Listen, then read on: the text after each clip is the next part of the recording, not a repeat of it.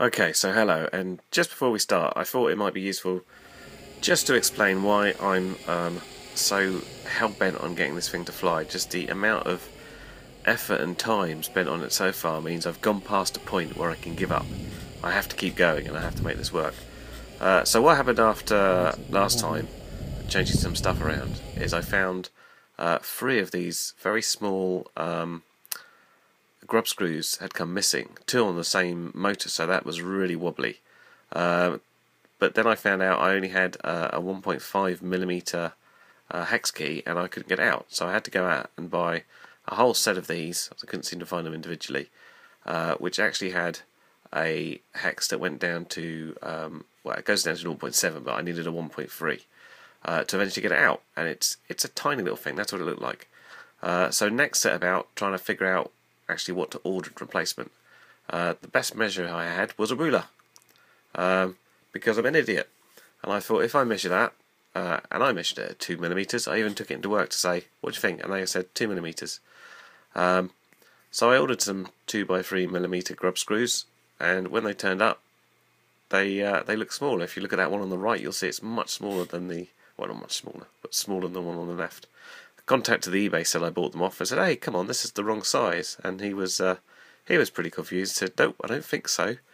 So what to do next? I thought I'll show him, and I went out and bought some digital calipers just to demonstrate how wrong he was. Then I went back and I measured my original grub screw, and sure enough, it was 2.5mm. So the moral of the story there is don't trust a ruler. Obviously I had to then reorder some additional 2.5x3mm grub screws, and I've screwed them all in, and since there are another ones come out, despite it being thread locked.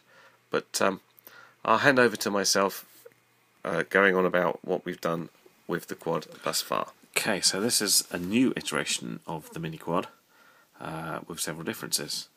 First off, I've managed to get the prop adapters on, but to do that I needed these tri-blade props, which are only a bit of a pain because they're slightly more difficult to balance. I'm not quite sure I've got the hang of them yet, but it's not too bad. Weight-wise, we've finally cut down by putting on this little micro VTX board, which kind of works on the Foxtech frequencies. But the rest is the same. We've got a FlySky 6-channel receiver, an 808 cam. Some of my major problems on it are just the amount of servo wires we have. That's taken up most of the room. Just going through it, but let's give it a fly. The reason I've taken this pre-flying is just in case it crashes and burns horribly. We're still running the little 950 milliamp T-cell there. Okay, let's try this out.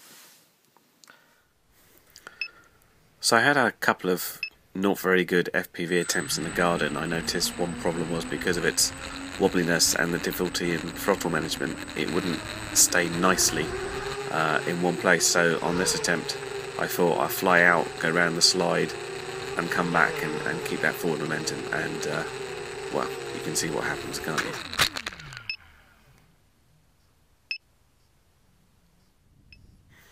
So having decided I needed a bit more room than a garden, took it to the flying field.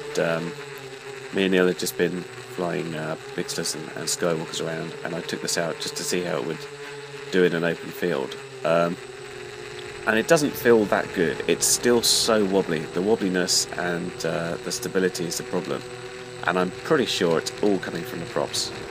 It feels a little bit like flying a very nasty KK1 board when it's in fact a KK2. But at the same time, you know, there is fun to be having here. You shove it forward and it goes quite nicely, and hopefully it can only improve. So what I'm doing next is I've found some 2-blade props finally, which will fit on the prop adapter, and I've got those on order. And as soon as they get here, then I'll have them properly balanced, get them on the quad and make sure that's stable, and then I can start working to make sure that the KK2 board is happy. The other problem we had out in the field here is the battery life.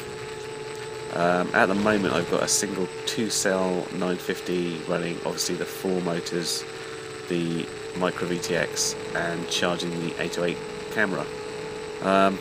I have a feeling the 808 has quite a lot of draw in it, so next time I fly, I'll try just running the 808 off its internal battery, see if it does a little better here, and hopefully they'll get us slightly long flight times.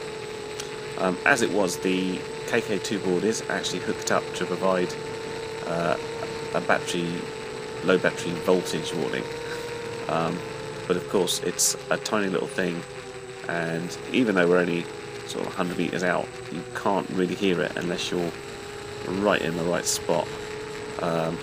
So it actually comes on fairly quickly, but we didn't pick it up until it started beeping a bit more rapidly when it was really under some load.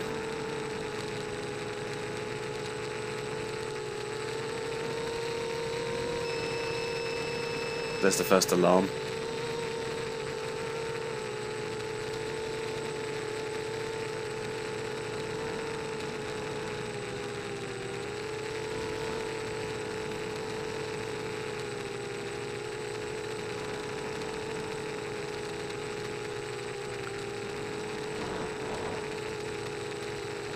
So having not heard that beep, Neil's just suggested I do this.